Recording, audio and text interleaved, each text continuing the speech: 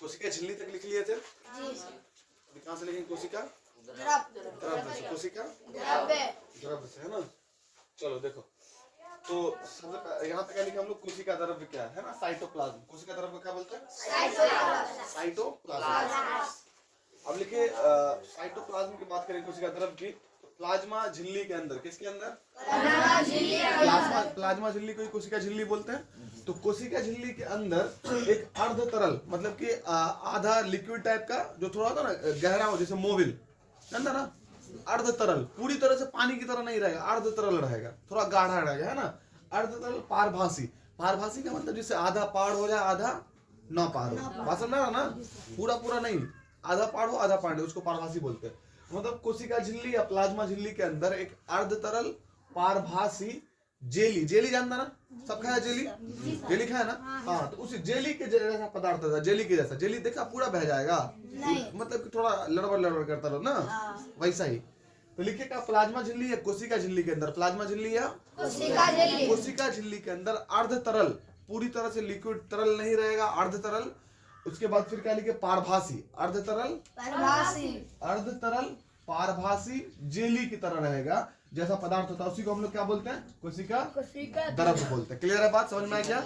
Plasma झिल्ली या कोशिका झिल्ली के अंदर अर्ध तरल पारभासी जेली के जैसा एक पदार्थ होता है, मतलब जेली के जैसे पदार्थ से पूरा का पूरा कोशिका झिल्ली भरा होता है, उसी को हम लोग क्या बोलते हैं? कोशिका द्रव्य या फिर साइटोप्लाज्म बोलते हैं। क्लियर है?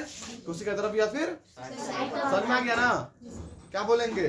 कोशिका झिल्ली या प्लाज्मा झिल्ली के अंदर, कोशिका झिल्ली या प्लाज्मा झिल्ली के अंदर एक अर्ध तरल पारभासी जेली जैसा पदार्थ भरा होता है, जिसे हम लोग साइटोप्लाज्म या फिर कोशिका द्रव्य कहते हैं।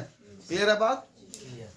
चलो आगे देखो, यहाँ पर लिखिए कोशिका के अंदर सभी रासायनिक पदार्थ को, सभी रासायनिक क्रिया बोले सभी रासायनिक पदार्थ को कौन कोशिका द्रव्य को पहुंचाता है? कौन पहुंचाता है? कोशिका द्रव्य पहुंचाता है। मतलब एक कोशिका से दूसरे कोशिका में जो भी चीज पहुंचाने, मतलब लेन देन कामों पहुंचाने, काम कोई भी क्रिया हो, कोई भी चीज हो, वो कौन करता है? कोशिका द्रव्य करता है। क्लियर है बात?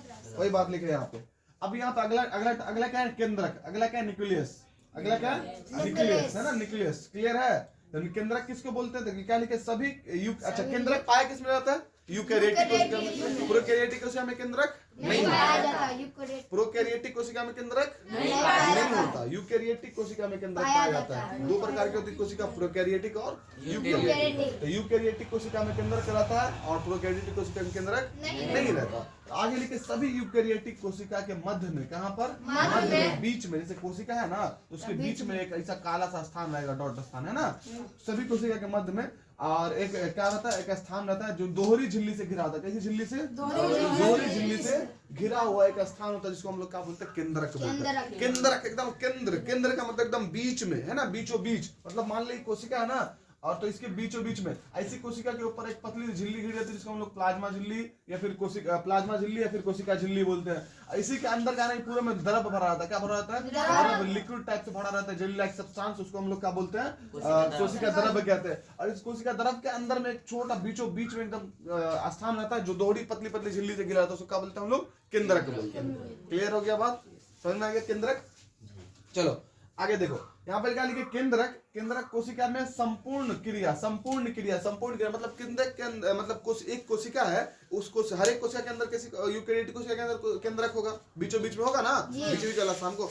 तो वही जो है ना, पूरी की पूरी क्रिया को नियंत्रित, जैसे समझ ले कि जो कोशिका, एक कोशिका का दिमाग है ना, ब्रेन, जो केंद्रक है, समझा ना बात? दिमाग कौन है? केंद्रक। मतलब सारी की सारी क्रिया कौन नियंत्रित करेगा? केंद्रक नियंत्रित करेगा। क्लियर है बात? समझ में आ गया? तो केंद्रक क्या लिखे?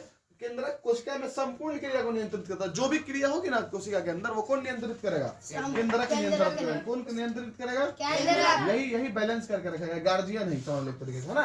आगे लिखे, केंद्रक के अंदर एक विशेष प्रकार का द्रव्य भरा होता है। केंद्रक के अंदर, अब इस केंद्रक के अंदर भी छोटा, मतलब एक विशेष खास प्रकार का द्रव्य भरा होता है, लिक्विड द्रव्य, मतलब समझ रहा है ना, द्रव्य भरा होता है केंद्रक के अंदर। जो कोशिका के अंदर द्रव्य भरा हुआ उसको कोशिका द्रव्य बोलते हैं। कोशिका के अंदर जो द्रव्य भरा हुआ उसको क्या बोलते हैं?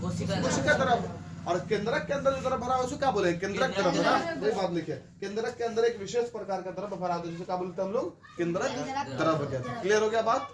केंद्रक के अंदर क्या भरा होता है? एक विशेष प्रकार का पदार्थ भरा होता है, उसे क्या बोलते हैं हम लोग? केंद्रक द्रव्य कहते हैं। क्लियर है? चलो आगे देखो यहाँ पे, फिर यहाँ पे लिखे हम लोग केंद्रक द्रव्य जो होता है ना, केंद्रक द्रव्य कितने प्रकार का होता है? 2 प्रकार का। केंद्रक द्रव्य कितने प्रकार का? 2 प्रकार का। केंद्रक द्रव्य कितने प्रकार का? 2 प्रकार का। 2 प्रकार के पाया जाता है। पहला है तो क्रोमेटिन, क्रोमेटिन जालिका, क्रोमेटिन जालिका। दूसरा क्या यहाँ पे? केंद्रिका। क्रोमेटिन जालिका, दूसरा केंद्रिका, केंद्रिका। क्लियर है ना? मतलब कि ये जो केंद्रक होता है ना, केंद्रक मान ले, केंद्रक को ऐसे बड़ा लिखते हैं, एक जो है ऐसे ऐसे ऐसे ऐसे जाल टाइप से बना रहेगा, ऐसे ऐसे है ना, ऐसे ऐसे जाल टाइप से, इसको क्या बोलते हैं हम लोग? क्रोमेटिन जालिका। ठीक है। और ये केंद्रिका होता है ना, यही एकदम गोलियाई रहेगा, ऐसे ऐसे यहीं पे एक जैसा, एक दूसरे के ऊपर गोलियाई रहता है, इसको हम लोग बोलते हैं केंद्रिका। क्रोमेटिन जालिका मतलब केंद्रक के अंदर ऐसे ऐसे जाल टाइप से बना रहता है, ऐसे ऐसे जाल टाइप से। ठीक है, इसको क्या बोलते हैं हम लोग? क्रोमेटिन जालिका।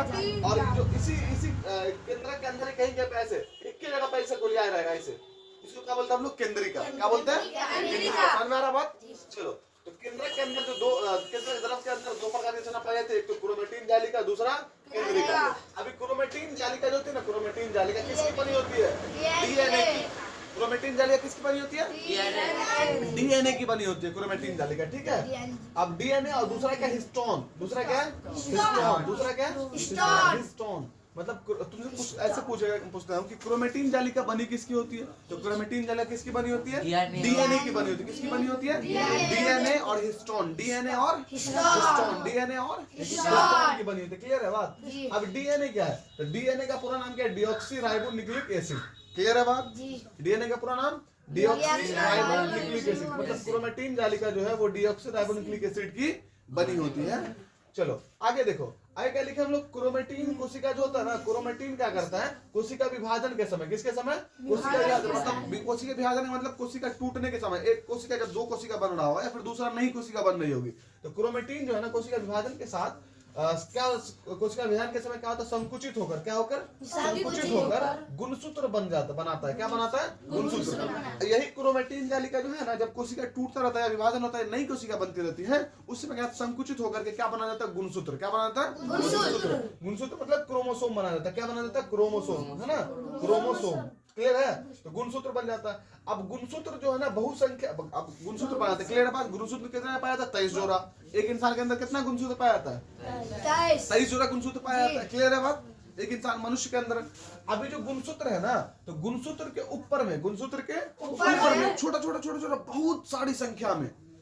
अब गुणसूत्र कैसे बनता है? क्रोमेटिन जालिका से। गुणसूत्र कैसे बनेगा? क्रोमेटिन जालिका। अब क्रोमेटिन जालिका कहाँ पाई जाती है? तो केंद्रक के अंदर, केंद्रक के अंदर। अब क्रोमेटिन जालिका बनी किसकी होती है? तो क्या बोलते हैं इसको? डीऑक्सी राइबो न्यूक्लिक एसिड की। क्रोमेटिन जालिका किसकी बनी होती है? डीऑक्सी राइबो न्यूक्लिक, डीएनए की बनी होती है।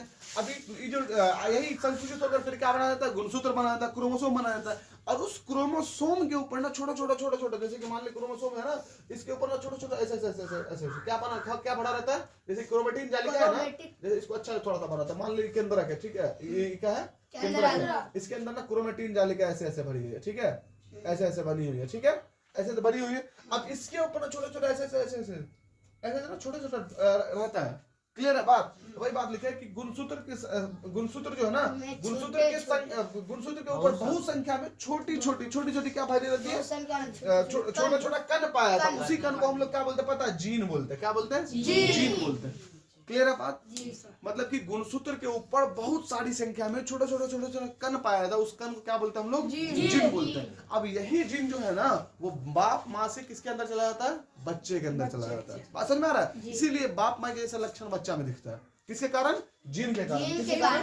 जीन के कारण। अभी जीन कैसे जीन किसके ऊपर होता है? गुणसूत्र के ऊपर। गुणसूत्र कैसे बनता है? क्रोमेटिन जालिका के संकुचित होने से। क्रोमेटिन जालिका कैसे पाई जाती है? तो कोशिका द्रव्य में पाई जाती है। बात समझ में आ गया?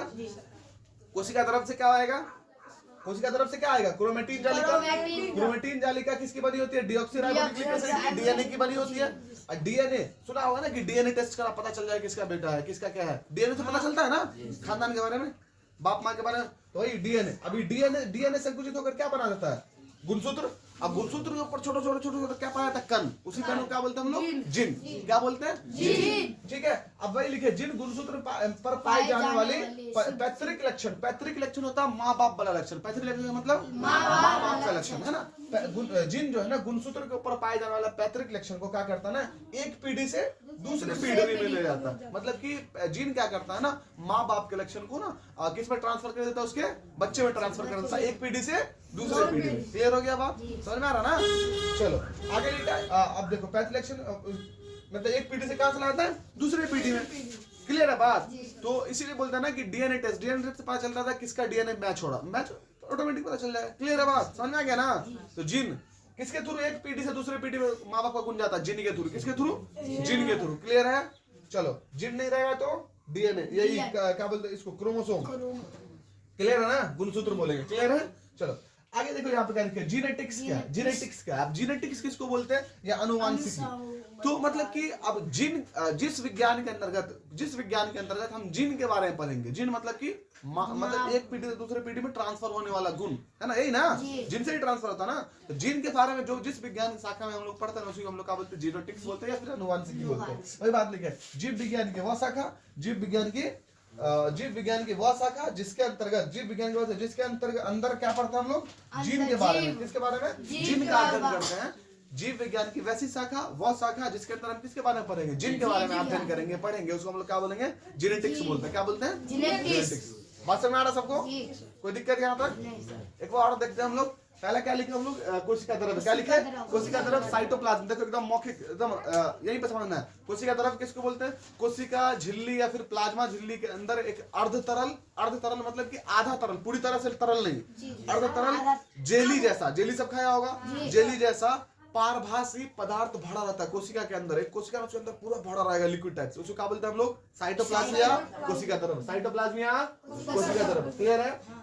अभी कोशिका द्रव्य ही एक कोशिका से दूसरे कोशिका में जो ना सब कुछ मतलब पहुंचाने, जितना भी प्रोटीन खाद्य पदार्थ जो भी है ना वो पहुंचाने का काम करता है। क्लियर है बात। चलो आगे लिखे हम लोग केंद्रक क्या, न्यूक्लियस क्या लिखे, सभी यूकेरियोटिक कोशिका में, सभी कोशिका नहीं बोलेंगे क्योंकि कोशिका तो दो प्रकार का है, प्रोकैरियोटिक और यूकेरियोटिक। लेकिन प्रोकैरियोटिक कोशिका में केंद्रक नहीं पाया था, इसलिए मतलब बोल करके बोलेंगे सभी यूकेरियोटिक कोशिका। क्लियर है ना। चलो तो सभी यूकेरियोटिक कोशिका के मध्य में ना, सभी यूकेरियोटिक कोशिका के मध्य में एक दोहरी झिल्ली से घिरा एक रचना छोटा सा डॉट स्थान होता है ना, उसी क्या बोलते हैं हम लोग, केंद्रक बोलते हैं। क्या बोलते हैं उसको, केंद्रक। क्लियर है, केंद्रक बोलते। चलो अब केंद्रक क्या करता है ना, कोशिका की संपूर्ण क्रिया को नियंत्रित करता है। केंद्रक क्या करता है, कोशिका की संपूर्ण क्रिया को नियंत्रित कौन करता है। अब तुमसे ऐसे क्वेश्चन पूछा, कोशिका की संपूर्ण क्रिया को नियंत्रित करता है केंद्रक।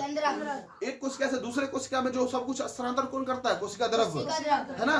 कोशिका क्लियर है, बात समझ में आ रहा है।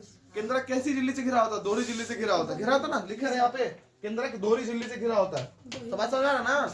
चलो आगे लिखे, केंद्रक के अंदर एक विशेष प्रकार का क्या भरा रहता है, द्रव्य। तो क्या बोलते हैं हम लोग, केंद्रक द्रव्य। क्लियर है। आगे देखो केंद्रक के द्रव्य कितने प्रकार की रचना पाई जाती है, दो प्रकार के अंदर। पहला क्रोमेटिन जालिका, दूसरा केंद्रिका। क्लियर है। अब क्रोमेटिन जालिका किसकी बनी होती है, डीएनए की। क्रोमेटिन जालिका किसकी बनी होती है, डीएनए की बनी होती है। ठीक है। डीएनए का पूरा नाम डीऑक्सीराइबो एसिड। क्रोमेटिन जालिका कोशिका विभाजन के समय क्या हो जाती है, संकुचित होकर क्या बनाती है, संकुचित होकर क्या बनाती है, विभाजन के समय गुणसूत्र क्या बनाती है, गुणसूत्र। संकुचित होकर क्रोमेटिन जालिका क्या बनाती है कोशिका विभाजन के समय, गुणसूत्र। और गुणसूत्र के ऊपर क्या पाया जाता है, छोटा छोटा कण। बहुत सारी संख्याएं पाई जाती है, उसी को क्या बोलते हैं हम लोग, जिन। क्या बोलते हैं उसको, जिन। जिन क्या करता है, पैतृक लक्षण को एक पीढ़ी से दूसरे पीढ़ी में ले जाता है। मतलब कि माँ बाप के लक्षण को एक पीढ़ी से दूसरे पीढ़ी, मतलब बच्चे के अंदर लाता है माँ बाप के लक्षण को। क्लियर है। आगे फिर लिखे, जीन का अध्ययन जिस विज्ञान में करते हैं उसको हम लोग क्या बोलते हैं, जीनोटेक्स। जीन का अध्ययन जिस विज्ञान में करेंगे, जिस विज्ञान शाखा में, उसको क्या बोलेंगे, जीनोटेक्स। क्लियर है। या फिर अनुवांशिकी। याद हो गया, समझ आ गया सबको। चलो ठीक है।